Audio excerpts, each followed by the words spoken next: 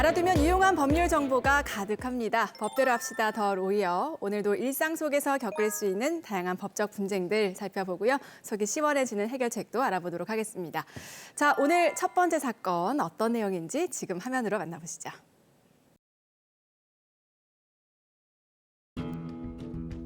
내가 버린 담배꽁초가 원인도 아니라는데 왜 내가 손해배상을 해줘야 되노?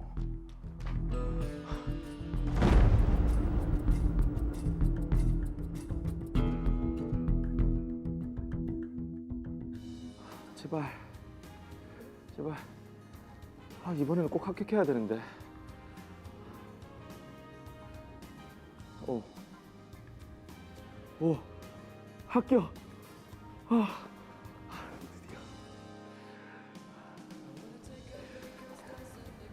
뭐가 그리 좋노? 왔나? 드디어 이 형님이 취업에 성공했다, 아이가. 진짜? 그래. 이야, 축하한다. 술 사라. 이제 일하러 가면 시간 빼기도 힘들 텐데 우리 출근하기 전에 우리 1박 2일로 놀러 갈래? 1박 2일? 그래. 바닷가 쪽으로 호텔 잡아서 밤 새도록 달리자. 취업톡으로 내가 쏠게. 진짜? 그래. 야, 내야 좋지. 말 나온 김에 숙소 검색해보자. 그래.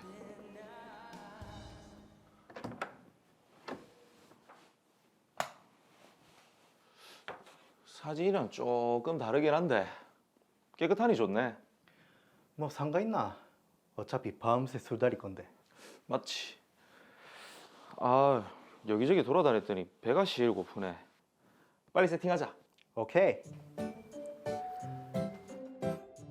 오랫동안 준비했던 취업에 성공하고 들뜬 마음에 술도 잘 넘어갔습니다.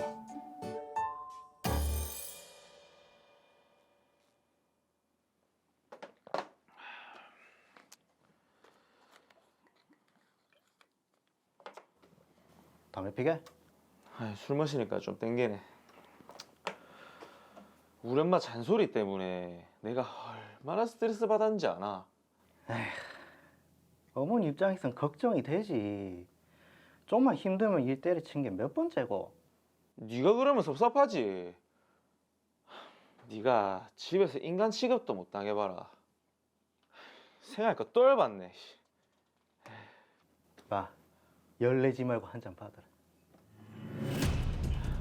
마셔야지.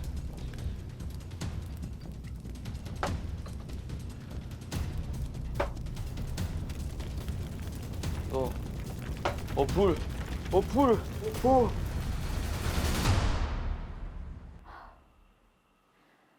불난 객실은 완전 전소되고 아래층 침수까지 영업도 못하고 어째야 되노? 네, 화재 원인은 밝혀졌나요? 관할 소방서에서 화재 현장을 조사를 했고 저희 내사 결과에 따르면 화재 원인은 불명으로 판단됩니다. 아니, 그 객실에 묵었던 손님이 담배를 폈다면서요. 재떨이도 없는데 꽁초를 바닥에 버리고 그래서 불난 거 아니에요? 객실 내에 흡연을 한 사실은 인정되지만 바닥재가 양호했고 꽁초와 화재 발화 지점에 사이가 벌어져 있었습니다. 그래서 화재 원인은 불명으로 판단됩니다. 알겠습니다. 화재 원인이 불명이라고? 담배 꽁초 때문에 불이 났을 건데. 객실에서 담배를 피우기는 왜 피우노? 일단 보험사에 전화를 해야겠네.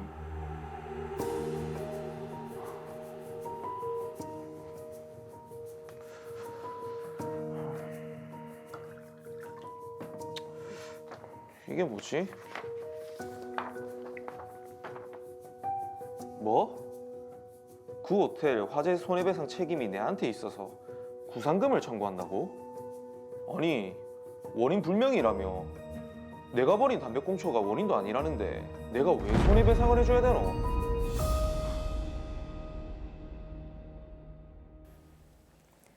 자, 다행히 인명피해는 없어서 천만 다행인데, 자, 그런데 호텔에도 피해가 크네요.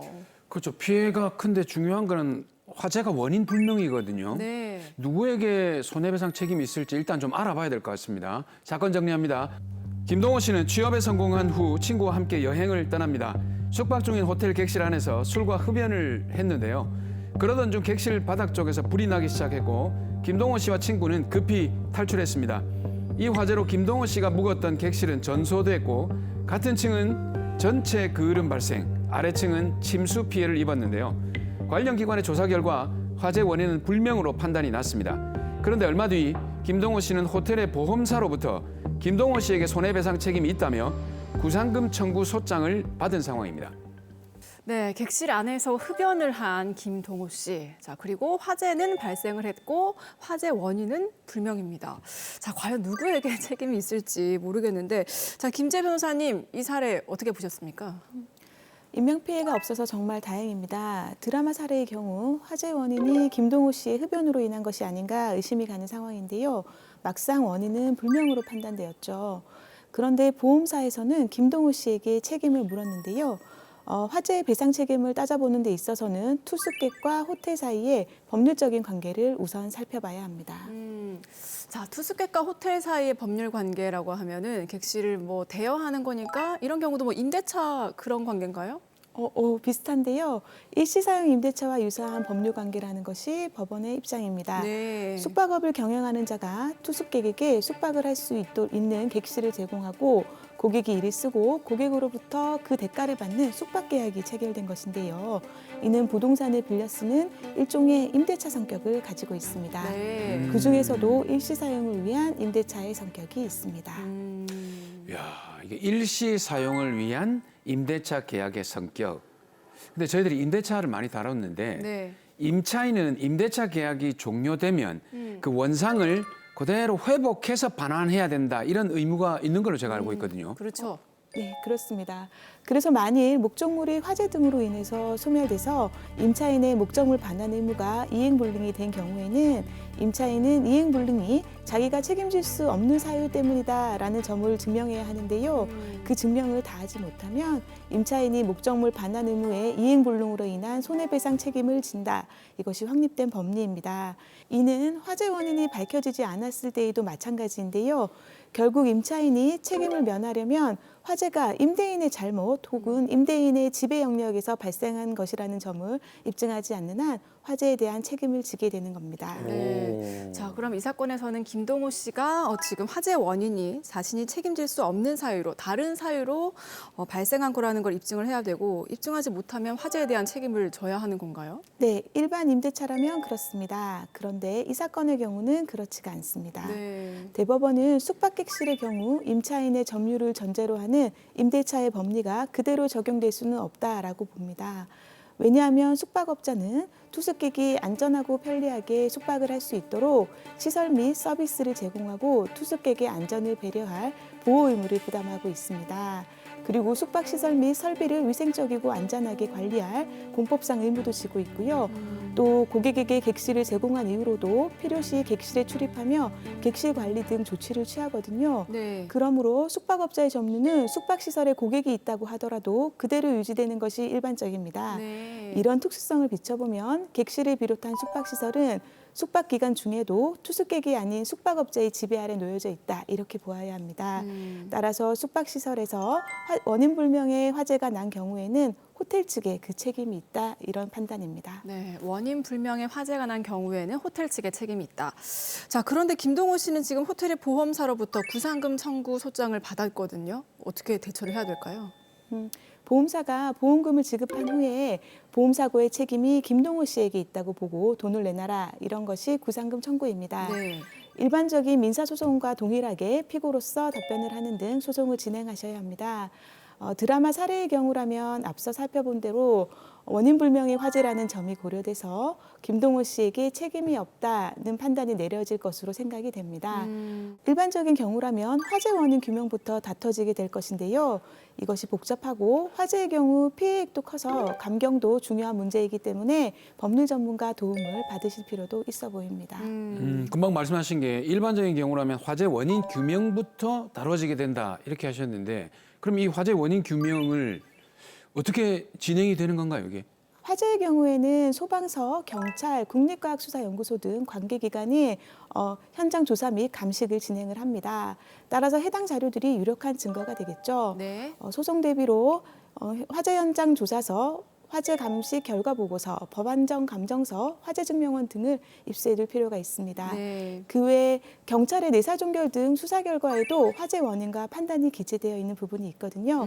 그 역시 도움이 될 수 있습니다. 그 외에 현장 사진 등 현장 자료, 관련자 진술 등 유리한 부분을 확보해둘 필요 있겠습니다. 필요시 법원에서 감정이 진행될 수도 있고요. 기관별로 입수할 수 있는 자료가 다르고 증거를 챙기는 것이 필요하기 때문에요. 소송 초기부터 법률 전문가 도움받는 것을 추천합니다. 자, 이 사건에서는 그럼 관계기관의 조사 결과가 지금 원인 불명으로 나왔는데 이런 경우는 법적으로 어떻게 판단을 하죠? 관계기관 조사에서 화재 원인이 불명으로 나왔더라도 법원에서는 별도로 판단을 합니다. 다만 화재 현장이 보존되지 않은 경우 관계기관 자료, 현장 사진, 관계자 진술 등 남겨진 증거들로만 판단할 수밖에 없어서 최종적으로도 원인이 밝혀지지 않을 가능성이 큽니다. 네. 이처럼 원인 불명의 경우에 그 불이익을 누가 받을 것이냐에 대해서 아까 그 대법원 판결이 중요한 것입니다. 통상적인 임대차라면 임차인이 내 책임이 없다는 점을 입증해야 하지만 숙박시설의 경우는 숙박업자가 고객의 잘못이라는 점을 입증해야 하는 것이죠. 따라서 화재 원인이 불명이라면 김동호 씨에게 책임을 묻기는 어려워 보입니다. 자, 그럼 드라마 사례와 달리 화재 원인이 손님에게 있다라고 하면 손님이 그 책임을 져야 되나요?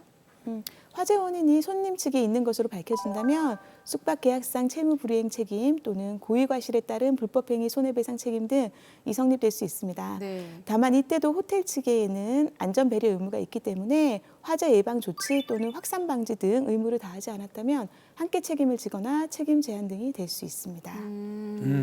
이게 화재 원인이 손님에게 있다면 아까 고의과실에 따라서 책임을 진다 했는데 그러면 뭐 방화나 실화 이런 책임을 형사적인 책임도 지게 되는 건가요?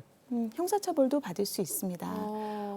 손님이 고의로 불을 낸 경우라면 현주 건조물 방화죄라는 것이 성립될 수 있습니다. 불을 낸 것만으로도 무기 또는 3년 이상의 징역, 사람이 다친 경우는 무기 또는 5년 이상, 네. 사람이 죽으면 무기 또는 7년 이상의 징역으로 처벌됩니다. 처벌 수위가 매우 강한 점을 유념하셔야 합니다. 그럼 고의가 아니라 손님이 실수로 불을 냈을 때는 어떻게 되나요? 네, 실수로 불을 낸 경우라도 실화죄가 성립이 될 수 있습니다. 네. 1,500만 원 이하의 벌금형이 처해지고요. 만약 중대한 과실이 있다고 보면 3년 이하의 금고 또는 2천만 원 이하의 벌금에 처합니다. 따라서 형사적 문제가 될 경우 약하게나마 고의가 있었는지 단순한 과실인지 중대한 과실인지 여부 등이 중요할 수 있어서 법률 전문가 조력을 받을 필요가 있겠습니다. 자, 다시 드라마로 돌아가서요. 김동호 씨가 뭐 화재의 책임은 없다고는 했습니다만 사실 객실 안에서 흡연을 한 행동은 잘못된 거잖아요. 예, 국민건강증진법상 관광진흥법상의 호텔 전체는 금연구역인데요. 네. 그러나 객실 하나하나는 금연구역이 아닐 수도 있습니다. 만약 호텔 규정상 객실 내 흡연이 금지된 경우라면 과태료 처분 등이 가능할 수도 있고요. 호텔 측이 미리 지정 고지에 둔 규정에 따라서 배상금을 지급해야 될 수도 있습니다. 네. 그렇다고 하더라도 이 사건에서 담배꽁초가 화재 원인으로는 밝혀지지 않았기 때문에 그것만으로 화재 결과 책임을 돌리기는 어렵다고 보여집니다. 야, 그래도 이게 요즘 시대가 어떤 시대인데 그러니까요. 예. 이 호텔 그 객실 안이 금연구역이든 아니든 이게 화재 위험성이 있다면 조금 자제를 해야 될 것 같아요. 네, 담배 연기가 사실 뭐 다른 객실에게 전달돼서 여러 사람이 불편할 수도 있고 또 화재 위험성도 있으니까요. 네네. 호텔에서는 가급적이면 흡연을 하시지 않는 게 좋을 것 같습니다. 자, 마지막으로 김동호 씨에게 한마디 부탁드릴게요. 김동호 씨, 다소 부주의한 객실 사용이 있어 분쟁에 휘말린 측면도 큰 사건입니다. 법원에서는 숙박업자 측의 책임을 보다 강하게 인정해서 책임을 면할 수 있었지만 자칫 큰 책임을 질 뻔했습니다. 호텔은 다수인이 이용하는 시설이니만큼 화재 발생 시 피해가 매우 클 수 있습니다. 그러니까 더욱 신중하게 이용하는 것이 좋겠습니다. 네. 만일의 경우를 대비해서 보험 가입 등을 통해 위험을 줄일 수도 있겠습니다. 겨울철 화재 사고 많이 발생하고 있습니다. 만일 화재 사고와 연루됐다면 원인 발견 및 증거 입수, 현장 증거 보존 등과 관련해서 초기부터 법률 전문가 도움 받으실 필요도 있어 보입니다.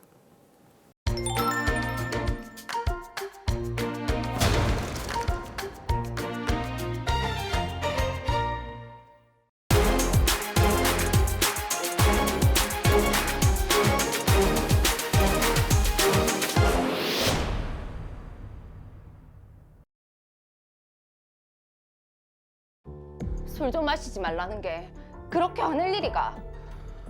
술이 유일한 낙인데 뭐?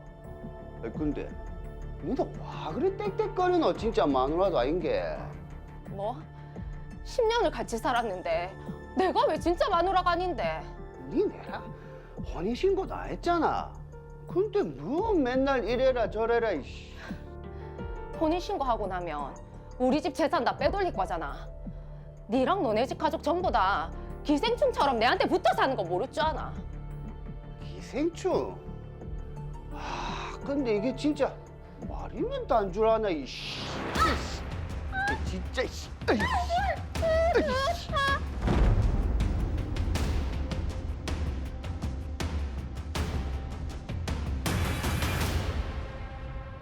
벌써 몇 번째 반복된 그 사람의 폭행. 저는 결국 경찰에 신고를 했고 가정법원에 피해자 보호 명령을 청구했습니다. 그런데 가정법원에서 아이씨.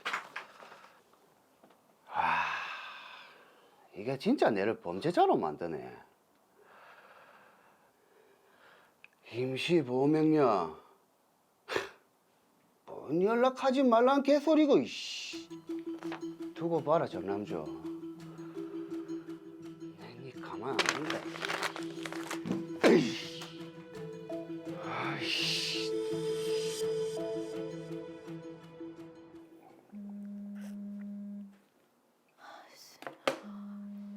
이 인간이 왜 전화했지? 여보세요? 야 정남주. 네가 이렇게 나온다 이거지? 내가 뭘? 네가 내 때렸으니까 그랬지. 네가 먼저 잔소리하고 내랑 우리 집 무시했잖아. 무시는 무슨? 난 사실대로 얘기한 건데. 뭐 사실? 아 근데 이게 또 열받게 하네. 그래 어디 한번 해보자. 나도 이대로 그만 못 있지. 부디 밤길 조심해라. 설마 아니다. 법원 명령도 떨어졌는데 무슨 일이야 있겠나?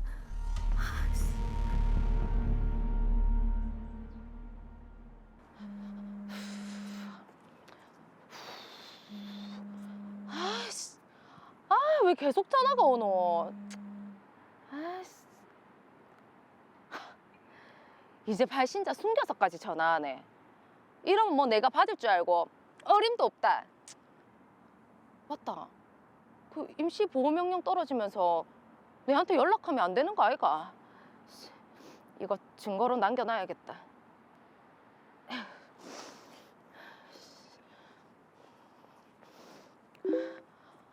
또 먹고 이제 문자까지. 이거 진짜 나한테 복수하는 거 아이가? 어째야 되노? 일단 그 인간 번호 스팸 처리하자. 그럼 뭐 전화를 해도 나는 모르는 거지 뭐.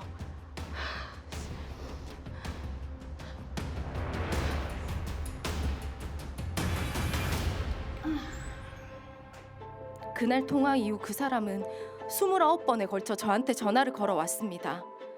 협박성 문자도 반복됐지만 저는 철저하게 무시하며 받지 않았습니다. 그런데 이게 뭐지?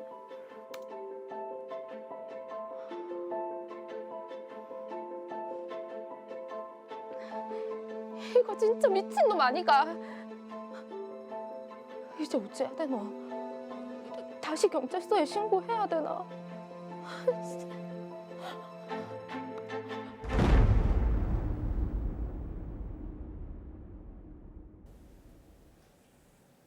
예, 정말 화면으로만 봐도 무섭고 또 공포스럽습니다. 야, 이게 지금 가정폭력도 모자라서 이젠 예. 협박까지 하는 그런 상황인데 좀 빨리 해결을 해드려야 될 것 같습니다. 사건 정리합니다. 덜러 이어 사건 번호 제396호입니다. 10년을 사실혼 관계로 지내온 정남주 김동석 씨. 두 사람은 서로의 경제적인 차이와 음주 문제로 자주 다투었는데요. 정남주 씨의 다소 도가 지나친 발언에 김동석 씨는 가정폭력을 저지르고 맙니다. 수차례 이런 일이 반복되자 정남주 씨는 김동석 씨를 경찰에 고소했고 김동석 씨는 임시보호명령을 받았는데요. 하지만 김동석 씨 화는 가라앉지 않았고 계속해서 정남주 씨를 괴롭히기 시작했습니다. 수시로 전화와 문자, 메일 등을 보내며 협박을 했는데요. 정남주 씨는 문자는 스팸으로 넘기고 전화는 받지 않았지만 계속 두려움과 공포에 떨어야 했습니다. 그녀는 과연 어떻게 해야 할까요? 네, 정남주 씨가 지금 여러 가지 법적인 구조 요청을 했음에도 불구하고 김동석 씨의 협박은 계속되고 있는 그런 상황입니다. 자, 최현석 변호사님, 상황이 심각한 것 같은데요? 네, 심각한 상황입니다. 시청자분들 중에는 다툰 후에 문자나 전화, 메일을 보낸 게 뭐 그리 심각한 문제냐 이렇게 생각하시는 분도 있을 것 같습니다. 네.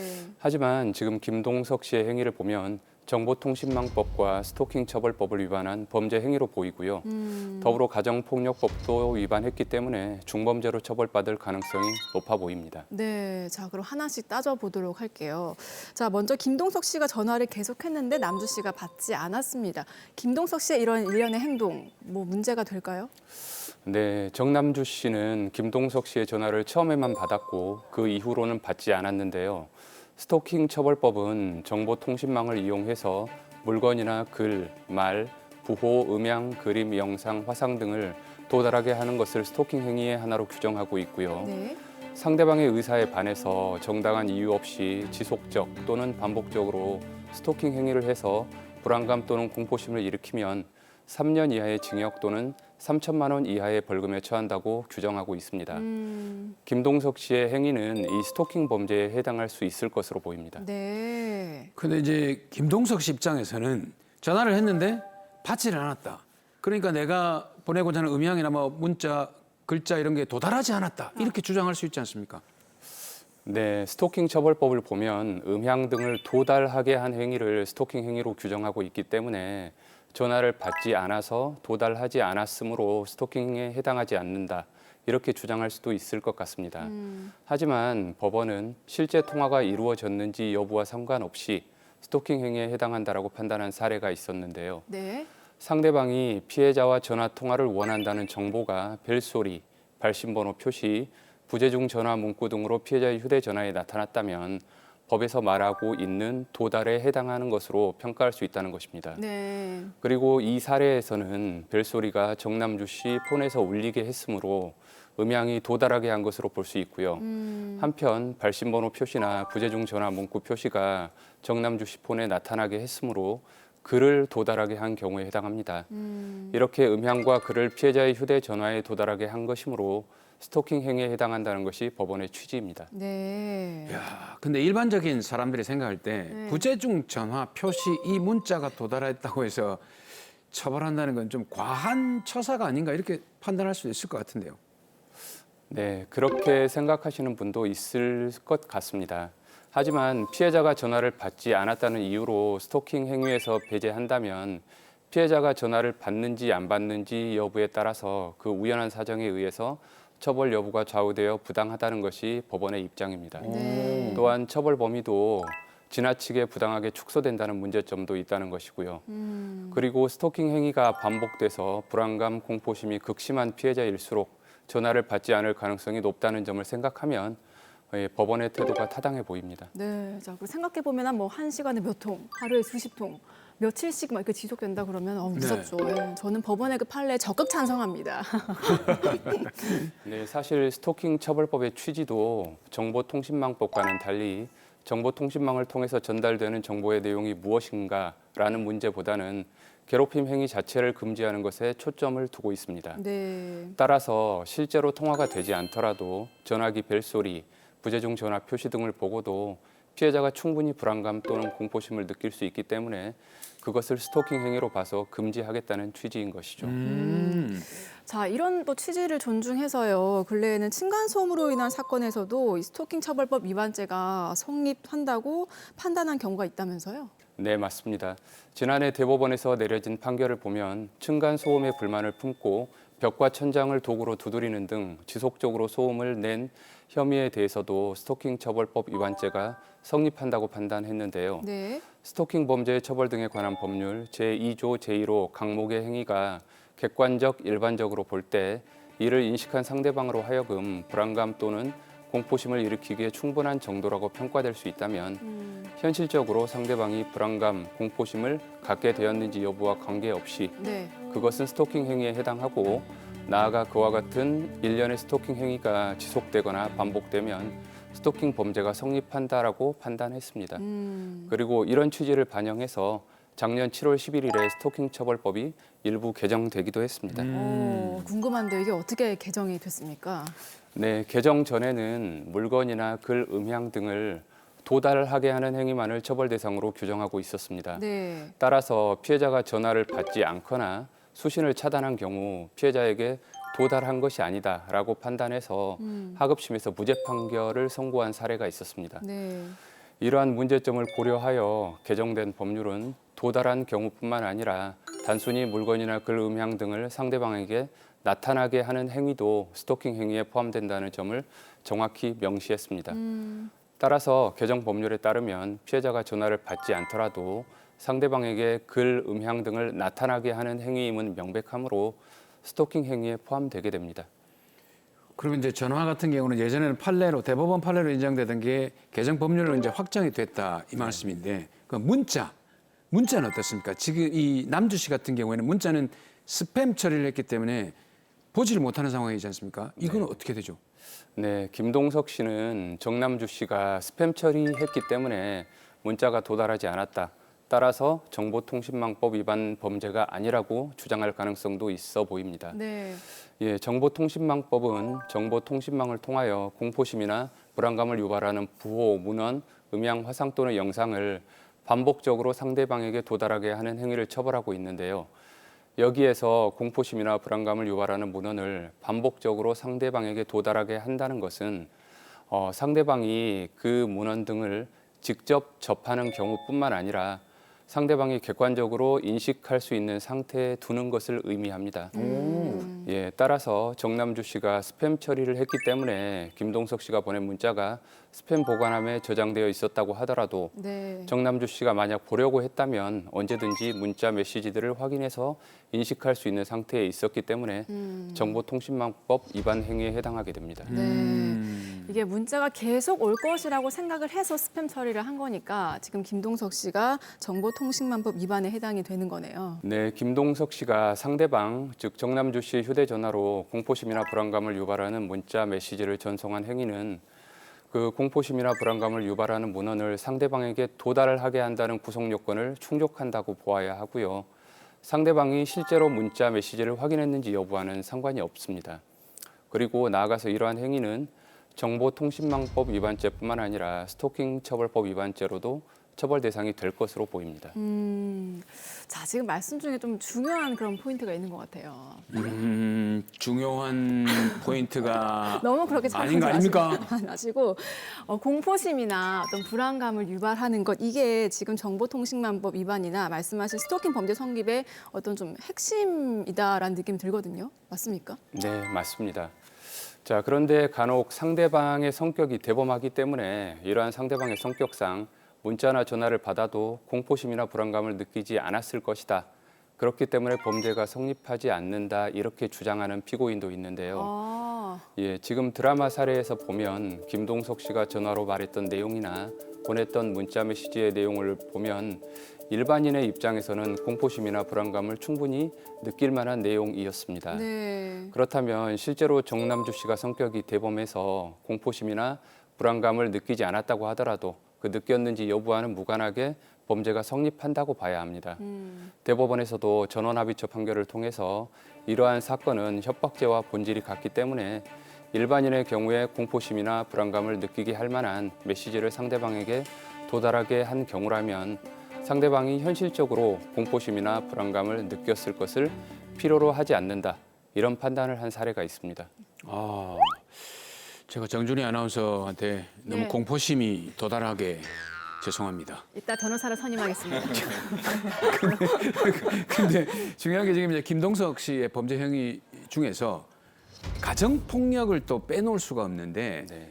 이제 중요한 게 두 부부가 사실혼 관계란 말이죠. 법률혼 네. 관계가 아닌데 이럴 때도 가정 폭력이 성립이 됩니까?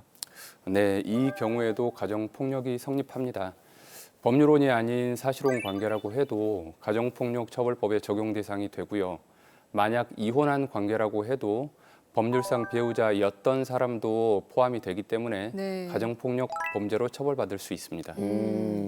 자, 그럼 지금 임시보호 명령 그리고 피해자 보호 명령이 내려진 상황인데도 지금 동석 씨가 남주 씨에게 전화를 하고 또 문자 메시지를 보냈잖아요. 이거는 법의 결정을 따르지 않은 건데 이것도 당연히 처벌을 받아야 되지 않겠습니까? 네, 맞습니다. 가정폭력범죄처벌법에 따른 피해자 보호 명령을 받은 피고인이 이를 이행하지 않아서 기소된 유사한 사례가 있었는데요. 대법원은 피해자 보호 명령의 전제가 되었던 가정폭력 행위에 대해서 나중에 무죄 판결을 선고받아서 확정되었다 하더라도 피해자의 청구에 따라서 일단 가정폭력 행위자로 인정되어 피해자 보호 명령을 받고 이를 지키지 않고 이행하지 아니한 이상 범죄가 성립한다라고 판단한 바 있습니다. 그렇기 때문에 김동석 씨가 보낸 문자와 전화는 가정폭력범죄처벌법 위반에 해당할 것으로 보이고요. 2년 이하의 징역 또는 2천만 원 이하의 벌금 또는 구류에 처해지게 됩니다. 네. 야, 그렇다면 여기서 제가 또 궁금한 게 있습니다. 저도 로맨스 시절이 있었기 때문에. 뭡니까? 궁금한 게. 아니, 근데 이게 서로 다투는 상황에서 지속적으로 전화를 하거나 문자 메시지를 보내면 이게 웬만하면 다 형사처벌의 대상이 되는 겁니까? 네, 당연히 서로 다투는 상황에서 반복적으로 전화나 문자 메시지를 보낸다고 해서 모두 형사처벌의 대상이 되는 것은 아닙니다. 네. 이와 관련된 여러 유사 판례들을 살펴보더라도 두 사람 사이의 관계를 살펴봐야 하고요. 그러한 문자 메시지를 보내게 된 경위나 횟수, 그리고 전후의 사정, 표현 방법이나 함축된 의미 등을 종합적으로 판단해야 한다라고 보고 있는데요. 네. 실제 일례를 보면 서로 사귀다가 헤어진 사이에서 빌려줬던 돈을 갚으라고 요구하는 내용을 SNS로 주고받으면서 다툼이 생겼고 현재 또 사귀는 사람이 있느냐 이렇게 묻는 메시지가 전송되기도 한 경우가 있었는데요. 네. 이 경우에는 피고인이 일방적으로만 문자를 전송한 것이 아니었고 피고인이 피해자에게 답변을 요구하거나 변제를 거부하는 과정에서 문제가 되는 문자 메시지를 전송했는데 이건 욕설이 있었다 하더라도 다투는 과정에서 이루어진 것이었고 따라서 공포심이나 불안감을 유발하기 위해 운원을 반복적으로 상대방에게 도달하게 하는 행위를 한 것으로 보기 어렵다.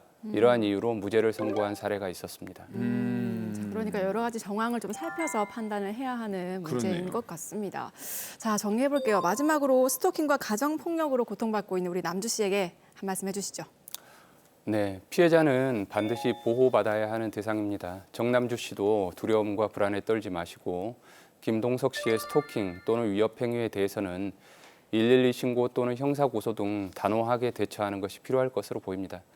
그리고 가정폭력 및 스토킹 피해에 대해서는 수사기관에서도 여러 가지 보호 절차를 마련하고 있고 피해자 지원 서비스도 준비하고 있습니다. 그리고 여성 긴급전화 및 온라인 상담 창구 등 여러 상담 기관들도 보호 조치를 위한 노력을 하고 있기 때문에 만약 이런 피해를 입고 있다면 참지 말고 적극 활용하시는 게 좋을 것 같습니다.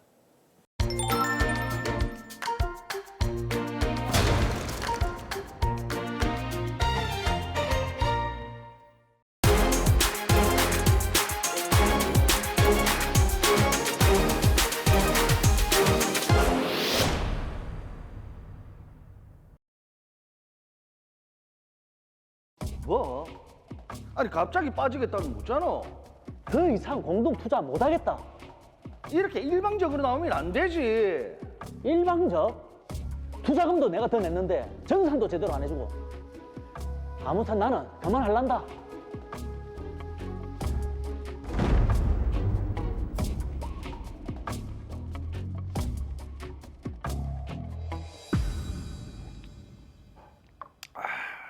성장성 있는가 한번 따져볼까? 이 지역 일대가 재개발된다고 하던데 여기를 한번 노려볼까? 어이구, 일찍 오셨네요. 공부 좀 한다고 일찍 나섰습니다. 아유, 역시 우리 모임 에이스답네요. 참, 저번에 오피스텔 매도해서 수익 좀 올리셨다고 하던데. 아, 예. 그 소형이긴 한데 역세권이라서 투자할 가치가 있겠더라고요. 오, 좋은 정보 좀 공유해 주세요. 에이, 민철 씨가 그 돈 되는 물건 보는 눈은 내보다 높으시면서. 에이, 과찬이십니다. 근데 저도 고민이, 어떤 고민이? 자본만 많아서도 투자할 수 있는 부동산이 많을 텐데 야, 그러니까요. 저도 마찬가지인데. 아무래도 투자 자본이 적으니까 수익도 그렇게 많지도 않고 어떻게 투자 금액을 늘려야 되나 그게 고민입니다. 저도인데. 민철 씨, 그러면 저랑 공동으로 부동산에 투자하는 건 어떻습니까? 공동 투자라. 해봅시다. 각자 가지고 있는 자본 금액이 다 다르니까 공동으로 투자를 해서 공동으로 수익을 나누는 겁니다. 좋네요. 그럼 앞으로 잘 부탁드립니다, 공동 투자자님. 저도요. 아, 그리고 이 관심사도 똑같고 나이도 같으니까 우리 친구처럼 편안하게 지냅시다. 말도 놓고. 그럴까? 이번에 얘기 봐봐. 내가 여기서 그렇게 우리는 부동산 공동 투자를 시작했습니다.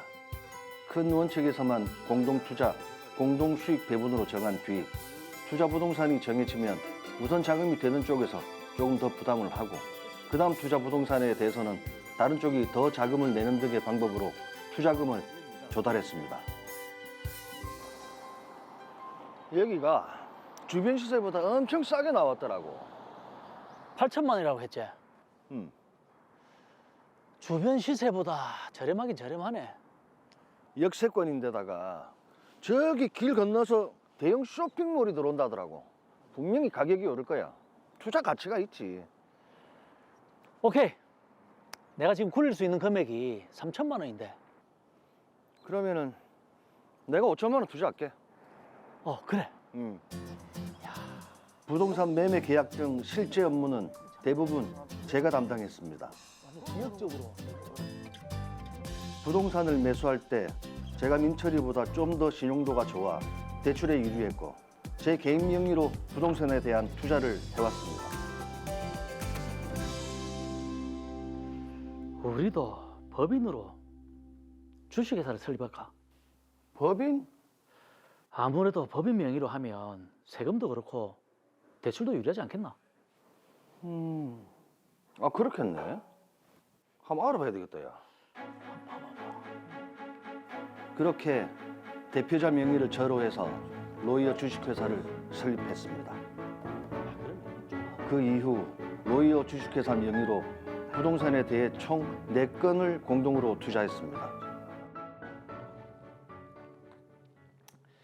시구역에 재개발된다고 하던데 거기 건물 하나 투자해도 좋을 것 같은데. 에이, 거기는 재개발 된다 안 된다 말이 많아가지고 좀 위험하다.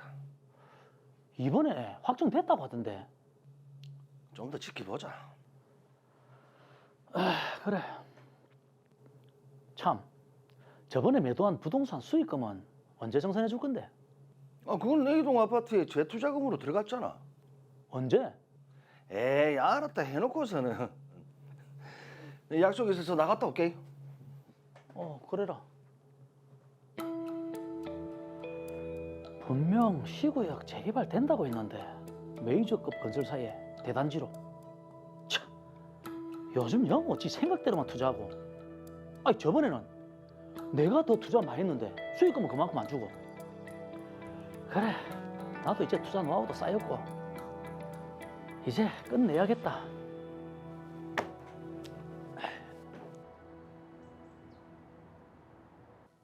네, 공동 투자 그만하고 빠질란다. 뭐? 아니, 갑자기 빠지겠다면 웃잖아. 지금 투자한 부동산은 어떻게 처리하란 말이고. 안 된다. 왜 네 마음대로 된다 안 된다를 결정하는데? 부동산 투자하는 것도 자기 마음대로. 저번에 투자금도 내가 더 냈는데 정산도 제대로 안 해주고. 나는 더 이상 공동 투자 못하겠다.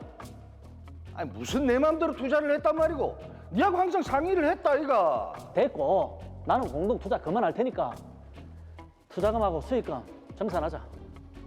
만약 정산 안 하면 법적 조치 취할 거다. 야 최민철, 갑자기 이런 게 어디 있노?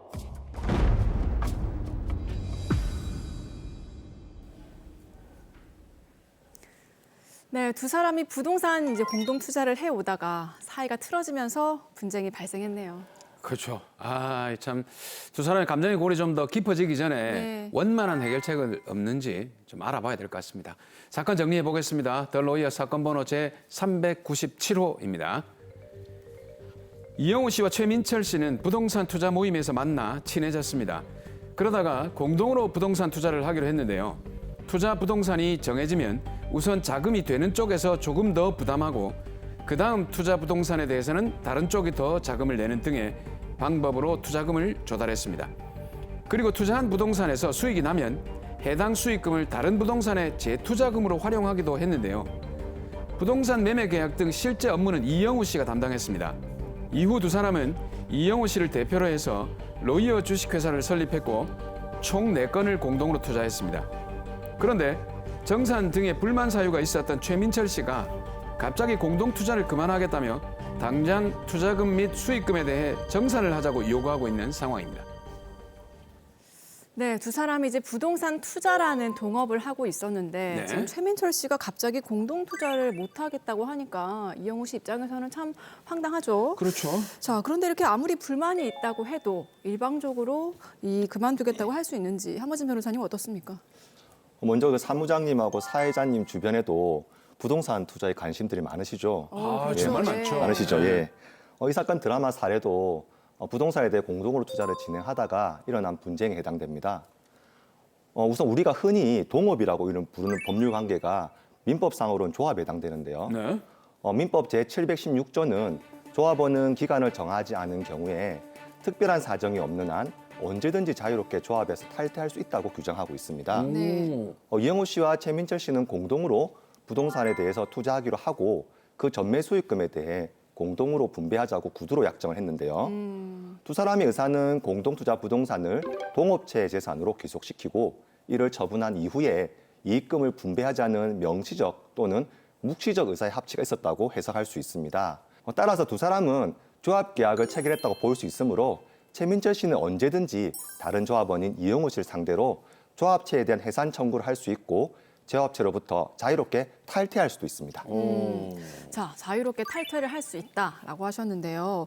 자, 그럼 지금 최민철 씨가 그만둔다고 말을 하면서 당장 투자금과 수익금을 정산해주지 않으면 법적 조치를 취하겠다라고 지금 으름장을 놨는데 네. 이거는 당장 정산을 해줘야 됩니까?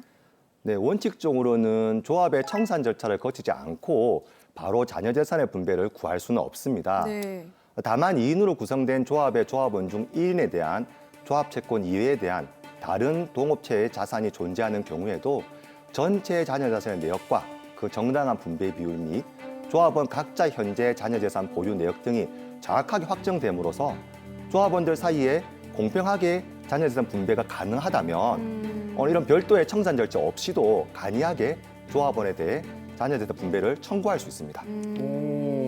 그러면 일단 요 드라마 사례에서 보면 이영우 씨하고 최민철 씨는 2명입니다. 네. 금방 말씀하신. 네, 맞습니다. 그러면 별도의 청산 절차 없이 분배 정산 가능한가요? 네, 물론 가능합니다. 사무장님이 말씀하신 것처럼 드라마 사례의 경우 조합원이 이영우 씨와 최민철 씨 2인에 불과하고 네. 자녀 재산 분배 외에 처리해야 할 조합 잡무도 존재하지 않았습니다. 네. 그리고 이영우 씨와 최민철 씨는 공동으로 투자한 부동산 4건에 대한 자녀 재산 내역 및 그 분배 비율 그리고 조합원 각자의 현재 자녀 재산 보유 내역 등이 정확하게 확정되어 있었는데요. 네. 따라서 구체적인 청산 절차를 거치지 않고도 간이하게 자녀 재산의 분배를 청구할 수 있는 그 경우에 해당된다고 볼 수 있습니다. 자, 그렇다면 일단 두 사람이 투자한 부동산 4건에 대한 자세한 내역을 좀 알아봐야 될 것 같은데요. 자, 당연히 그런 거가 나오게 되면 제가 나옵니다. 그래서 쳐다봤습니다. 네, 아주 완벽하게 조사를 한번 해봤습니다. 네. A 부동산은 이영우 씨가 5천만 원, 최민철 씨가 3천만 원을 투자를 했고요. 1억 원에 매도했습니다. 네. B 부동산은 이영호 씨가 2천만 원, 최민철 씨가 4천만 원을 투자했고 9천만 원에 매도를 했습니다. 네. A와 B 부동산은 명의자가 이영호 씨에서 제3자로 이미 변경이 됐고 제3자는 A와 B 부동산을 이영호 씨로부터 매수할 당시에 최민철 씨와 이영호 씨의 관계에 대해서는 전혀 알지 못했다고 합니다. 그리고 C 부동산은 이영호 씨 3천만 원, 최민철 씨가 5천만 원을 투자를 해서 매수를 했고 법인인 로이어 주식회사로 보유 중입니다. 네. 마지막으로 D 부동산 역시 로이어 주식회사 명의로 보유 중이며 이영호 씨가 2천만 원, 최민철 씨가 3천만 원을 투자를 했습니다. 자, 지금 부동산 A와 B는 명의가 이영호 씨로 되어 있고 네. 현재는 제3자에게 이제 매도된 상태인데 이건 어떻게 되나요? 네, A와 B 부동산은 이영호 씨와 최민철 씨 명의신탁 약정에 따라 조합의 업무로서 이영호 씨가 단독 명의로 취득을 했습니다. 네. 그러므로 이 사건 조합과 조합원인 이영호 씨 사이에는 명의신탁 약정이 체결된 것으로 해석될 수 있습니다. 하지만 부동산 실명법 시행 이후에 부동산을 매수함에 있어 매수대금의 실질적인 부담자와 명의자 간의 명의신탁 관계가 성립한 경우에 그들 사이의 매수대금의 실질적 부담자 요구에 따라서 부동산의 소유 명의를 이전해 주거나 그 처분 대금을 반환받기로 약정하였다고 하더라도 이는 부동산 실명법에 의해서 무효인 약정에 해당됩니다. 따라서 이영호 씨는 A와 B 부동산에 관해 완전한 소유권을 취득하게 되는 것이므로 이영호 씨가 제3자에 대해서 부동산을 매도한 행위에는 어떠한 하자도 존재하지 않습니다. 대신 명의수탁자인 이영호 씨는 명의신탁자인 이 사건 조합에 대해 매수대금 상당의 부당이득 반환 채무만을 부담하게 됩니다. 그러면 C와 D 부동산은 현재 법인 명의로 보유 중인데 요거는 그러면 자신의 분배 비율만큼 부동산 자체의 소유권 그 비율만큼의 이전 등기를 하거나 아니면 그 가치에 상하는 금원으로 요구를 할 수 있는 겁니까? 네. C와 D 부동산은 현재까지도 로이어 주식회사 명의로 남아있기 때문에 이 점이 궁금하실 것으로 예상이 됩니다. 그렇죠. 이영호 씨와 최민철 씨의 조합이 로이어 주식회사와 CD 부동산을 매수함에 있어서 매수대금의 실질적 부담자인 조합과 명의인인 로이어 주식회사 간에는 명의신탁 관계가 성립하고 조합의 요구에 따라서 로이어 주식회사가 부동산 명의를 이전하거나 그 처분 대금을 반환하기로 약정했다고 하더라도 이 역시 마찬가지로 부동산 실명법에 의해서 무효인 명의신탁 약정을 전제로 한 약정에 해당됩니다. 따라서 최민철 씨는 로이어 주식회사 상대로 소유권 이전 등기 혹은 현재 시가를 기준으로 자신의 지분을 청구할 수는 없습니다. 자, 그러면 이영호 씨와 최민철 씨는 조합의 자녀 재산을 어떻게 분배할 수 있습니까? 네, 우선 부동산 A에 대한 정산 순서를 살펴볼 필요가 있고 네. 이 방법은 다른 부동산에도 같은 원리가 적용된다고 보시면 됩니다.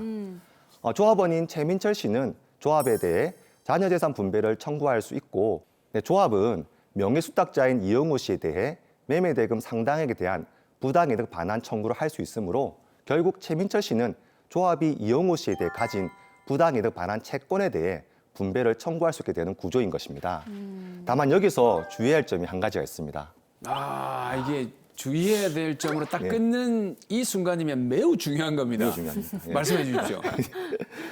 네, 바로 역시 여기서 중요한 점은 매도 대금이 아닌 매매 시 부담한 그 매수 대금을 기준으로 부당이득 반환을 구할 수 있다는 점입니다. 그리고 이 사건에서 모든 부동산이 이영호 씨 혹은 이영호 씨가 대표로 있는 로이어 주식회사 명의로 이루어졌기 때문에 그 반환 주체는 실질적인 측면에서 이영호 씨라고 봐야 하기 때문에 최민철 씨는 이영호 씨를 상대로 부당이득 반환을 청구할 수 있습니다. 네. 결국 최민철 씨는 부동산 A를 매수함에 있어 지급한 매매대금 4천만 원을 부당이득 반환으로 구할 수 있게 되는 것입니다. 야, 그럼 시세 차익 이런 거는 전혀 뭐 받을 수가 없는 거네요. 반영되지 맞습니다. 않고. 예. 그럼 B 부동산은 어떻습니까? 네, B 부동산에 대해서도 6천만 원 중 50%에 해당되는 3천만 원을 부당이득금으로 반환 청구할 수 있습니다. 아니 잠깐만요. 예. 그게 무슨 말씀입니까? 이게 최민철 씨는 이영호 씨에 비해서 네. 3천만 원을 더 많이 투자를 했거든요. 맞습니다. 네. 이게 잘 따져보면 각자의 투자금을 기준으로 할 때 이영호 씨 지분율이 44%, 그리고 자신의 지분율이 56%. 네. 왜 50%만 주느냐고 문제 제기할 수 있는 상황 아닙니까? 네, 얼마든지 그럴 수 있다고 생각됩니다. 실제로도 최민철 씨는 이영호 씨를 상대로 자신이 투자한 비율인 56%에 해당되는 지분율을 주장할 수 있는데요. 네네. 이와 관련해서 조합원의 지분 비율은 조합 청산의 경우 실제 출자한 자산가액 비율에 의할 것이 아니라 조합 내부의 손익분배 비율을 기준으로 계산하는 것이 원칙입니다. 이영우 씨와 최민철 씨는 부동산에 대해서 공동투자하기로 하면서 명시적으로 공동투자 계약서를 작성하지 않았고 구두로만 공동투자를 진행해 왔는데요. 네. 그리고 전매 차익 상당의 돈을 대서 다시 다른 부동산을 투자함에 있어서 사용하기도 했습니다. 네네.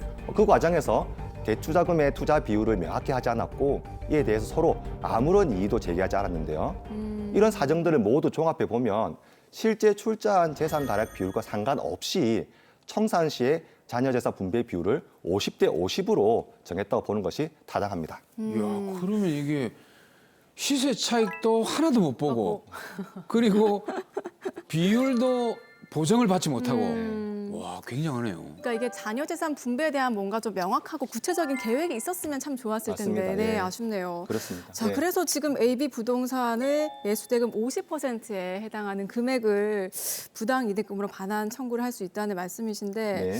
자, 그렇다면 아직 제3자에게 매도하지 않은 부동산 C와 D는 어떻게 하나요? 네, 부동산 C와 D에 대해 절반에 해당되는 소유권 이전 등기를 구하거나 현재 시세를 기준으로 50%를 반환을 구하는 것이 최민철 씨 입장에 당연히 유리할 수 있습니다. 네. 하지만 앞서 말씀드린 바와 같이 이는 부동산 실명법에 반하기 때문에 허용되지가 않습니다. 결국 부동산 C와 D에 대해서도 매수 대금의 절반을 반환해달라고 청구할 수밖에 없습니다. 따라서 부동산 C에 대해서는 8천만 원 중 50%인 4천만 원을, 부동산 D에 대해서는 5천만 원의 50%인 2,500만 원의 반환만을 구할 수 있을 뿐입니다. 야, 그러면 제가 아까 조사한 내용으로 기준으로 해서 보면 최민철 씨는 총 1억 5천만 원을 투자를 했는데 네. 결국 받게 되는 건 1억 3,500만 원 청구할 수 있다는 거예요. 마이너스네요. 네. 네, 법리적으로는 어쩔 수 없습니다. 만약 최민철 씨가 AB 부동산의 매도 대금 혹은 CD 부동산의 시가 상당액에 대해 50%를 청구할 수 있었다면 이보다 6천만 원이 많은 1억 9,500만 원의 청구가 가능했을 것입니다. 그렇죠. 네. 하지만 이는 법리적으로 허용되지 않을 수 있다는 점을 반드시 명심하셔야 됩니다. 그리고 최민철 씨는 법리적으로는 조합에 대해 청구를 하는 것이지만 그 실질은 다른 조합원인 이영우 씨에 대해 1억 3,500만 원의 청구가 가능하는 것도 참고하시기 바랍니다. 자, 결론적으로는 최민철 씨가 총 투자한 금액보다 손해인 셈인데 이 공동 투자할 때 정말 신중하게 생각을 하셔야 될 것 같습니다. 자, 마지막으로 부동산 공동 투자를 생각하고 계신 또 많은 분들 계실 텐데 한 말씀 부탁드립니다. 네, 최민철 씨 입장에서는 본인이 이영우 씨에 비해 자금도 더 투자했는데 실제 회수한 돈은 투자금보다 적기 때문에 다소 억울할 수 있을 것이라고 생각이 됩니다. 하지만 이는 부동산 실명법에 따른 제한이 적용되기에 어쩔 수 없다고 판단됩니다. 또한 최민철 씨가 이영우 씨와 공동 투자를 시작할 당시에 자녀 재산 분배 비율을 좀 더 명확히 해뒀다면 적어도 손해는 볼 일이 없었을 텐데 최민철 씨는 이 말도 하지 않았는데요. 그렇기 때문에 현재로서는 그에 대한 불이익까지도 최민철 씨가 부담할 수밖에 없는 상황입니다.